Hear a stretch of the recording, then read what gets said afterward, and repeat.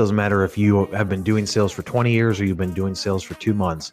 When you have something to sell, the most common thing to do is the potential customer is going to say, hey, do you want to give me a presentation on what it is that you're selling, services, capabilities, your product, whatever it is, and walk me through it.